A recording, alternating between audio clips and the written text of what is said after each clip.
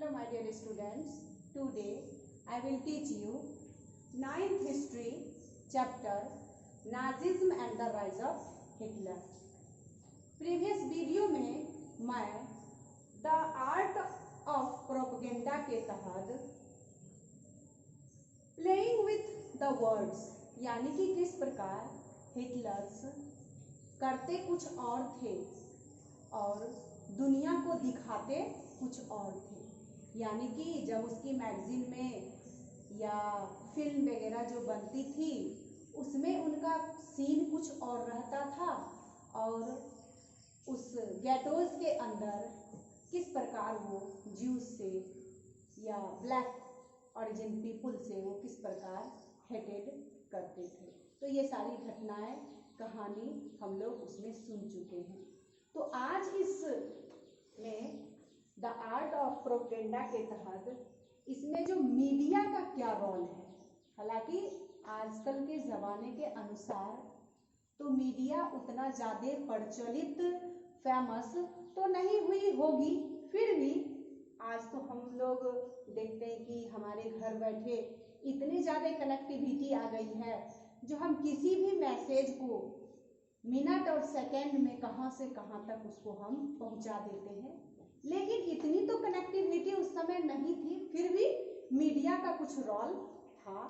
तो आज हम लोग जो इस वीडियो में समझेंगे कि आर्ट ऑफ प्रोपेगेंडा को मीडिया ने किस प्रकार वहाँ पे स्प्रेडिंग का काम किए हैं। तो अब इसमें हम देखेंगे कि Nazi idea were spread visual image, film, radio, poster, catchy, slogans and leaflets. यानी कि मीडिया भी अपने इन सारे हथियार के द्वारा, यानी कि इन सारे वेपन्स जो एक एक करके मैं अभी समझा रही हूँ कि इन सारे वेपन्स के द्वारा नाजी प्रोपेगेंडा को इस तरीके से लोगों के मन मस्तिष्क पर इस प्रकार का एक विजुअल इमेज पैदा करते थे ताकि उनको लगता था कि नहीं, नाजी प्रोपेगेंडा जो है या हिटलर की जो आइडियोलॉजी है वही एकदम क्या है, परफेक्ट है।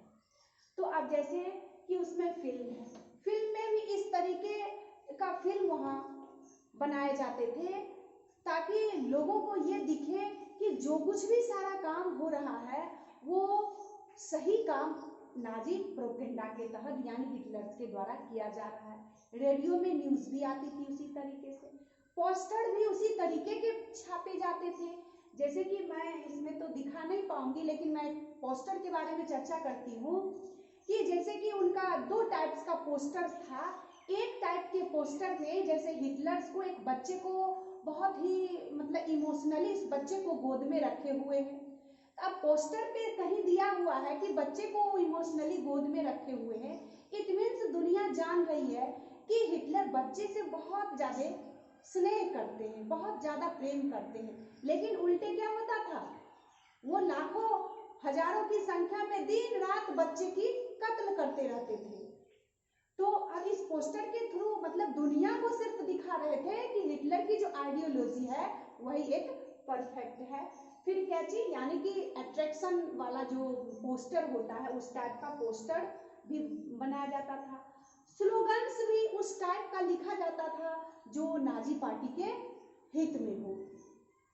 और एंड लीफलेट्स, और ऐसी लीफलेट्स यानी कि न्यूज़पेपर में छापी जाती थी जिससे पता चलता था कि नाजी की जो आइडियोलॉजी है वही आइडियोलॉजी परफेक्ट है। तो इस लीफलेट्स को आपके बुक में दी गई है, मैं दिखा रही हूँ।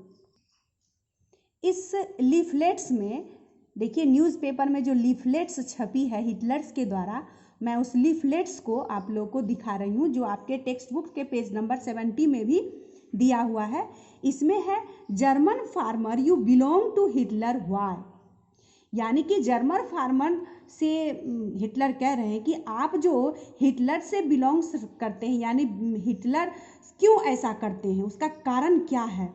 उसके आगे है the German farmer stands in between two great dangers today, the one danger American economic system, it means big capitalism, the other is the Marxist economic system of Bolsheviks।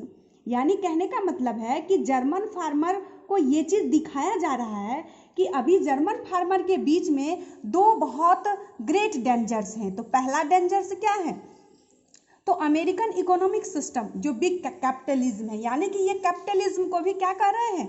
खराब कर रहे हैं। फिर अदर देखिए, द अदर इज मार्क्सिज्म, यानी Marxism system को, यानी कि कम्युनिज्म की थ्योरी भी इनके लिए गलत साबित हो रही है। यानी ये दो चीज़ जो अभी यहाँ पे प्रचार प्रसार हो रहा है वो दोनों गलत है।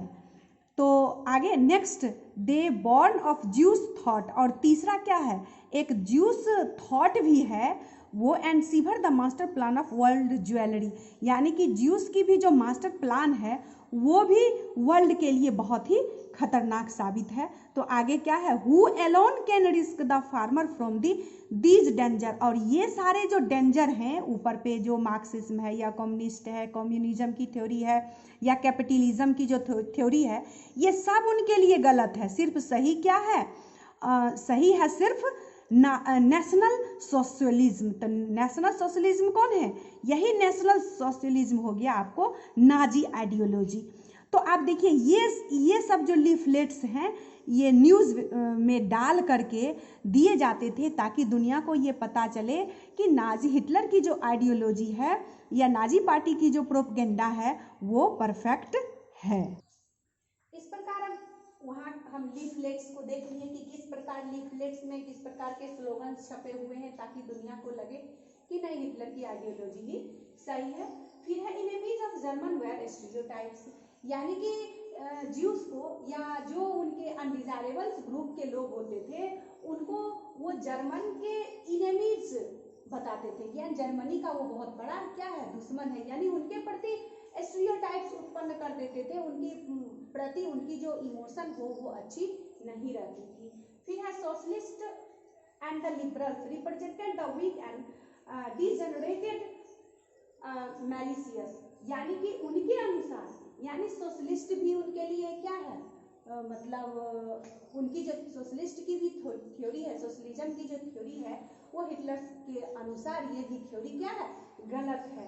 फिर लिबरल्स, यानी जितने भी इसमें लिबरल्स लोग जुटे हुए हैं वो भी उनके लिए वीक एंड डिजेनरेटेड है। फिर ये ज्यूस को क्या करते थे? मैलिशियस, यानी कि ये ज्यूस लोग हैं, ये अनडिजायरेबल्स जितने भी ग्रुप्स हैं वो सब आपको क्या है? मैलिशियस है। मैलिशियस में क्या था? दुष्टात्मा। ये आप जर्मनी को कभी भी अच्छे मार्ग के तरफ अग्रसर नहीं कर सकते हैं। तो इस प्रकार के स्टीरियोटाइप्स उनके लिए उत्पन्न किया जाता था। यूज ऑफ मूवीज और मूवीज वगैरह दिखाया जाता था, जिसमें मूवीज में ज्यूस को बहुत ही गंदे ड्रेस में दिखाया जाता था, चाहे उनका जो उसमें बिहेव दिखाया जाता था वो बहुत ही पूरी तरीके से गलत था जर्मनी के पीपुल के प्रति। तो इस प्रकार के स्टीरियोटाइप्स मूवीज के द्वारा, हिटलर के द्वारा बनाया जाता था और लोगों को बार बार दिखाया जाता था ताकि उनको लगे कि नाजी का जो प्रोपेगेंडा है, नाजी का जो आइडिया है वही आइडिया सही है। फिर लास्ट में हम देखेंगे कि Nazis worked on the minds of the people and there emotion. इस प्रकार हम देखते हैं कि नाजिज्म जो काम कर रही थी वो लोगों के मन मस्तिष्क के ऊपर उनके इमोशन को ही क्या कर देते थे? ब्लॉक कर देते थे। तो इस प्रकार आज हम इस the art of the propaganda के तहत हम देख चुके हैं कि किस प्रकार हिटलर की आइडियोलॉजी कुछ और थी और करते वो कुछ और थे। अब नेक्स्ट वीडियो में जो इसके बाद एक और लास्ट टॉपिक है आपको, ordinary people and the crimes against humanity. तो ये लास्ट टॉपिक है। लास्ट टॉपिक में फिर अगले दिन मैं बताऊंगी।